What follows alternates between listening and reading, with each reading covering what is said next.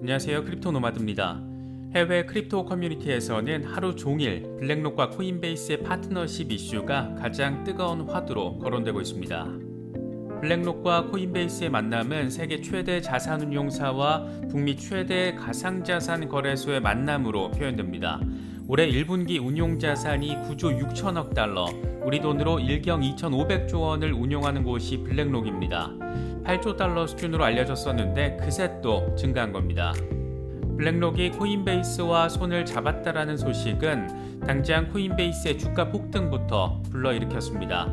코인베이스로서도 엄청난 호재성 소식이 회사를 덮친 것에 해당하는 게 이건 크게 두 가지 측면에서 우선 바라볼 수가 있습니다.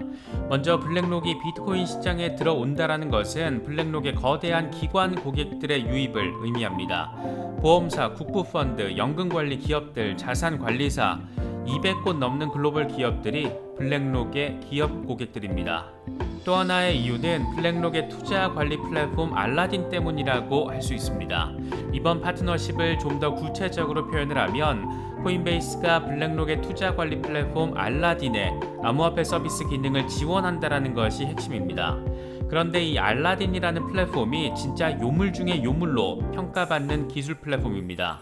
블랙록이 세계 최고의 자산운용사라는 평가를 받게 하는 것은 단순히 운용자산, 이 돈이 많기 때문이 아니라 이 알라딘이라는 솔루션 때문이다. 이런 평이 있을 정도로 알라딘은 투자 자산에 대한 상태를 아주 면밀하게 잘 평가하는 솔루션으로 정평이 나 있습니다.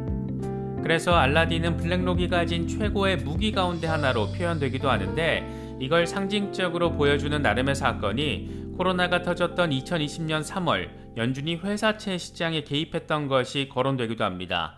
당시 연준은 코로나 사태가 신용위기로 번지는 것, 확대되는 상황을 막기 위해서 미국의 회사채를 매입하는 굉장히 이례적인 선택을 하는데 그때 매입 수단으로 선택됐던 것이 블랙록의 회사채 ETF였습니다. 연준의 회사채 ETF 매입의 최대 수혜자는 그렇게 블랙록의 차지였고 이때 연준이 특정 기업에 특혜를 준 것이라고 엄청난 비판이 나오기도 했었지만 다른 한편에서는 연준이 급할 때 신용 리스크 관리의 수단으로 활용할 정도로 나름 신뢰도가 높았다. 그게 바로 알라딘이다. 이런 평도 나오기도 했습니다. 이번 영상에서는 블랙록의 암호화폐 시장 본격 진입이 어떤 것을 의미하는지 집중적으로 분석해보는 시간을 갖도록 하겠습니다. 이 시장이 어떤 방향성을 가지고 지금 나아가고 있는지 생각해 볼 수 있는 괜찮은 계기가 이번 블랙록이 보여준 코인베이스와의 협업 사건이 아닐까 생각되기도 합니다. 본격적인 시작에 앞서서 좋아요와 구독 또 알림 설정 꼭 부탁드리겠습니다. 영상 제작에 아주 큰 도움 된다는 말씀 함께 드립니다. 그럼 시작하겠습니다. 블랙록은 지난해 비트코인 투자 사실을 공개하면서 시장을 아주 그냥 깜짝 놀라게 만들었습니다. 구체적인 투자 규모는 공개하지 않았지만 암호화폐 자체를 내구성 있는 자산 클래스 이렇게 밝히면서 암호화폐에 대한 호평을 늘어났습니다. 당시 블랙록의 CIO 린 리더는 암호화폐에 투자를 하게 돼 솔직히 기쁘다. 이를 통해 블록체인 기술 발전과 성장에 대해서 배우게 됐고 여기에 참여해서 기분이 좋다. 이렇게 표현을 했습니다. 이런 멘트가 나왔던 게 지난해 9월이었는데 그로부터 5개월 뒤인 올해 2월에 블랙록은 자사 고객을 대상으로 암호화폐 거래 서비스 제공을 준비하고 있다 이렇게 밝혔습니다. 운용자산 9조 6천억 달러, 우리 돈으로 1경 2,500조 원이라는 상상도 안 되는 어마어마한 돈을 불리는 블랙록이 비트코인 시장의 직접 플레이어가 될 준비를 하겠다라는 점을 공표한 나름 상당히 전환기적인 소식이었습니다. 당시 공개된 내용은 블랙록이 암호화폐 시장 진입을 준비하고 있다. 암호화폐 자산 담보 차입 서비스를 제공하게 될 것이다. 이건 블랙록의 통합 투자 관리 플랫폼인 알라딘을 통해서 거래 지원이 이루어질 것이다. 이 정도 내용이었습니다. 그리고 6개월 뒤 블랙록은 코인베이스와 파트너십을 체결하면서 알라딘을 통한 암호화폐 거래를 실질적으로 가능하게 만들어버렸습니다. 블랙록의 기관 고객들은 글로벌하게 200곳이 넘는데 여기에는 공적 연금, 기부금 펀드, 국부 펀드 다양하고 엄청난 기관의 자금이 포진해 있습니다. 미국의 공적연금 자금까지 간접적으로 이 비트코인 시장에 들어오게 되는 것을 의미하는 것이기도 한 만큼 이번 파트너십은 암호화폐 산업 전반에 있어서 일대 사건으로 평가받는 모습입니다. 참고로 블랙록은 마이클 세일러의 마이크로 스트래티지의 지분 16.3%를 보유한 대주주이기도 합니다. 블랙록이 비트코인 시장에 진입한다라는 것은 단순히 거래 자본의 유입만을 의미하지 않는다라는 점에서 차별화된다라고도 할 수 있습니다. 이 정도 거대한 규모의 돈을 운용하는 기관이 들어온다라는 것 자체도 물론 엄청 섹시한 소식이지만 블랙록이 비트코인을 선택했다라는 점, 이걸 또 하나의 의미 부여 포인트로 바라볼 수가 있습니다. 그리고 이런 의미를 갖게 만드는 것은 블랙록의 기업 솔루션 플랫폼 알라딘입니다. 알라딘은 Asset, Liability, Debt, Derivative, Investment 네트워크의 약자입니다. 블랙록의 투자 대상 판단의 기본이 되는 기술 솔루션이라고 할 수 있습니다.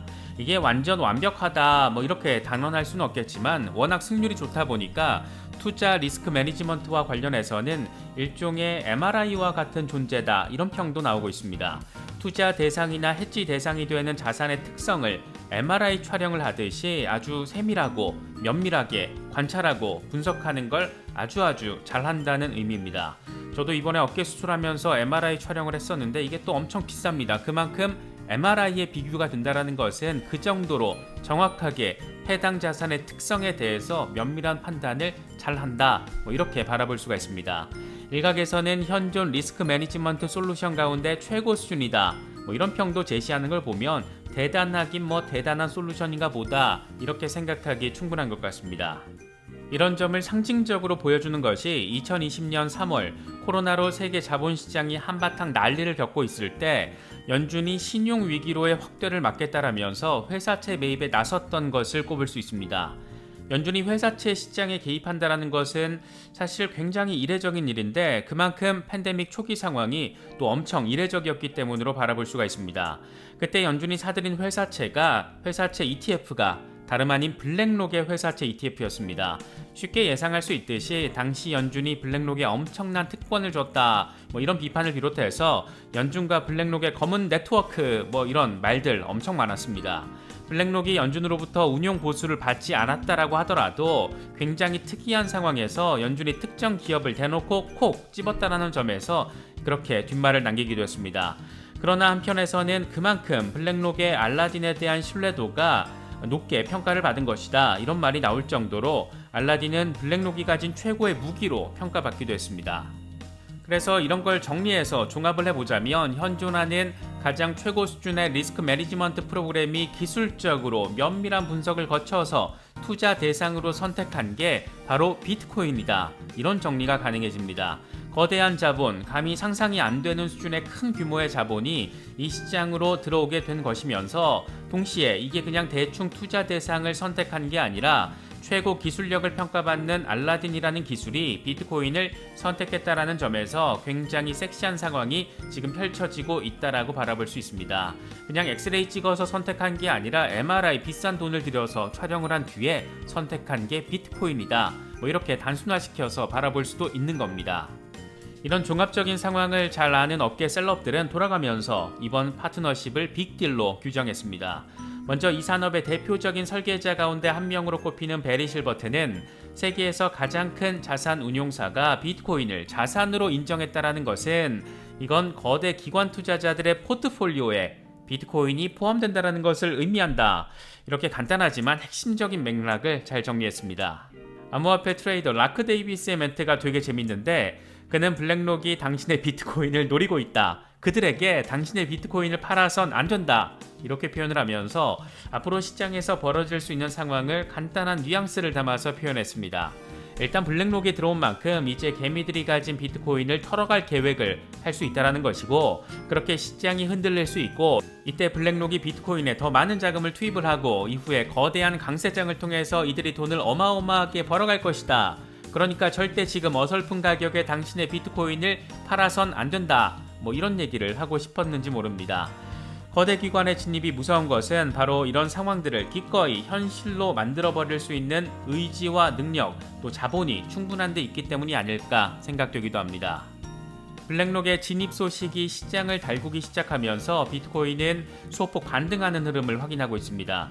엄청난 호재성 소식이 전해졌으니까 그에 걸맞게 폭등 한번 시원하게 해주면 아주 많이 좋겠지만 이게 또 다 우리가 알 수 없는 그럴만한 이유와 맥락이 존재할 수 있기 때문에 적어도 이 시장이 이제 함부로 망한다, 골로 간다, 이렇게 단정 지을 수 있는 단계는 이미 넘어선 것으로 볼 수 있지 않을까 생각됩니다.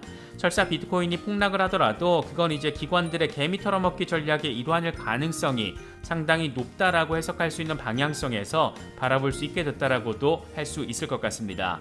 아무튼 상황 참 재미있게 진행되고 있습니다. 이번 블랙록의 상황을 바라보면서 거대 기관이 뭔가 이야기를 할 때 분명히 더 큰 무언가가 벌어지게 된다, 이런 점을 다시금 느낄 수 있었습니다. 그러니까 지난해 9월에 이미 지금의 상황을 블랙록은 예고를 했던 겁니다. 그래서 전반적인 흐름을 보는 눈이 중요한 것이고, 우리 같은 개미들은 기본적으로 고급 정보에 대한 접근성 자체가 제한적이기 때문에 결국은 매크로하게 돌아가는 거시경제 상황들과 거대 자금을 만지는 큰 손들의 상황을 좀 더 관심 갖고 지켜보는 게 중장기 대응을 하는 투자자로서는 나름 최선의 대응이 아닐까 생각되기도 합니다. 어쨌든 시장의 미래가 좀 더 밝아질 수 있다는 점이 아주 분명하게 제시된 사건이 지금 벌어진 만큼 중장기 대응하시는 분들은 블랙록의 이번 결정 어떤 영향을 미치는지 잘 생각도 해보시고 또 리서치도 더 해보시고 그러시면 참 좋을 것 같습니다. 이번에 준비한 영상은 여기까지입니다. 영상이 도움이 되셨다면 좋아요와 구독 또 알림 설정 꼭 부탁드리겠습니다. 영상 제작에 아주 큰 도움 된다는 말씀 함께 드립니다. 언제나 성투하시기를 기원하겠습니다. 시청해주셔서 감사합니다. 지금까지 크립토 노마드였습니다.